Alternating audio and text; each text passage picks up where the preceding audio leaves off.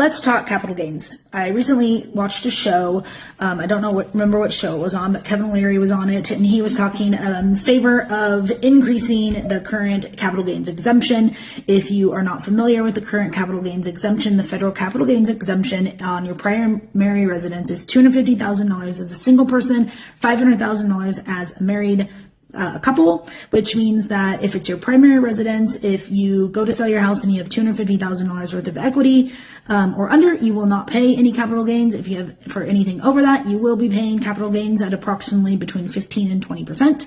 And as a married couple, that's $500,000. Anything under that, no capital gains. Anything over that, 15 to 20%. Anyways, and so the gal on the show that was rebuttaling him was saying that it only helps the wealthy if we increase the exemption for capital gains, and that it won't help anybody and it won't do anything.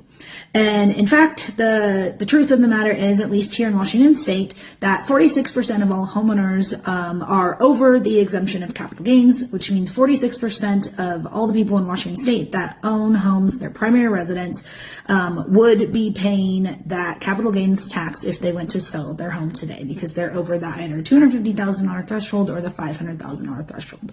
So what does that mean here in Washington State or any other state that is affected by this? Is that it's meaning that people aren't selling their homes. It's locking up inventory. It's locking up people's equity, money that they would be spending otherwise in the economy. And it's also stagnating the real estate market because it's not freeing up homes that really some people shouldn't be in. And maybe it's a larger home that more people could live in, that maybe only one or two people are living in, that could be sold, but people don't want to sell it because it doesn't really make any sense, because they don't want to pay that 15 to 20%. Because that 15 to 20% dollar amount is what really is incentivizing them, because that's the amount of money that they could be using to pay off debt or be using to use for their assisted living or be using for something. That would be an incentivization of what they would want to move. And so if they don't get that, if they have to pay it, it doesn't make sense. They might as well just stay in their home. And so that's what we're seeing here in Washington State.